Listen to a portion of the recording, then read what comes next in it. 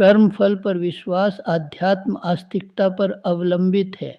आस्तिकता मर्यादाओं के परिपालन और वर्जनाओं से बचे रहने के रूप में प्रत्यक्ष देखी जाती है। कर्म फल पर विश्वास जमाना अध्यात्म का मूल उद्देश्य है।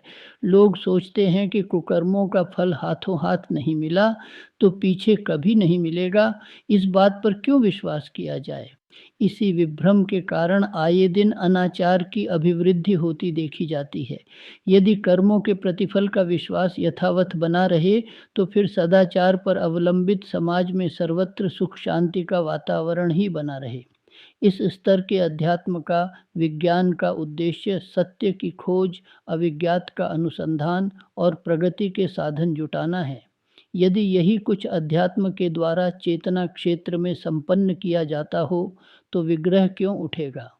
दोनों अपने अपने क्षेत्र में काम करते हुए भी एक दूसरे के पूरक समझे जाने लगेंगे। हवा आकाश में परिभ्रमण करती है और आहार दृश्यमान खाद्य पदार्थों से विनिर्मित है। इतने भर से दोनों की भूमिका जीवन निर्वाह में समान स्तर की होती है।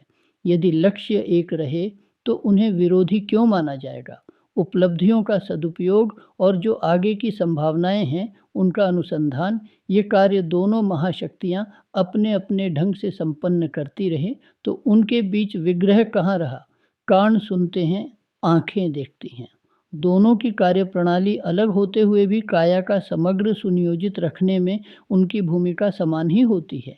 एक के अभाव में दूसरे के होने पर भी समग्र क्षमता में भारी व्यवधान ही उत्पन्न हो जाता है। अंधविश्वास फैलाने का आरोप दार्शनिक प्रतिपादनों पर लगता है, कारण कि उनके आधार पर जो कुछ कहा जाता है वह सर्वमान्य नहीं होता। मात्र एक वर्ग के लोग ही उसे यथार्थ मानते हैं, अपने को सच्चा और दूसरों को झूठा भी ठहराते हैं। कलह यहीं से आरंभ होता है।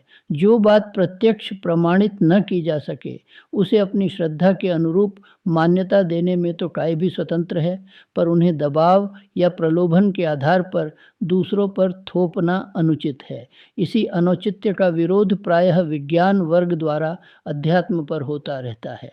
मरणोत्तर जीवन, संप्रदाय, विशेष पर ईश्वर की अनुकंपा या नाराजी जैसे प्रतिपादनों से सत्य की शोध में बाधा पड़ती है। प्रत्यक्षवाद का हिमायती बुद्धिवादी वर्ग इसी आधार पर अध्यात्म को अंधविश्वासों पर अवलंबित कहता और उसे अमान्य ठहराता है। इस प्रश्न पर संप्रदायवादी दार्शनिकों को भी नरम होना चाहिए। साथ ही अनुसंधान के क्षेत्र में उतरकर यह देखना चाहिए कि उनके प्रतिपादन नीति शास्त्र और समाज सुनियोजन में किस सीमा तक सहायक सिद्ध होते हैं। सर्वसाधारण को उन मान्यताओं के सहारे किन सुव्यवस्थाओं की उपलब्धि होती है। तर्क, तथ्य, प्रमाण, उदाहरण के आधार पर यदि अध्यात्म मान्यताएं सही सिद्ध की जा सकें तो वे प्रत्यक्षवाद की कसौटी पर भी खरी सिद्ध होंगी और उनका मान बौद्धिक तथा वैज्ञानिक प्रत्यक्षवाद की कसौटी पर भी खरा सिद्ध होता चलेगा। फिर किसी को किसी पर आरोप लगाने का, आक्षेप थोपने की गुंजाइश न रहेगी।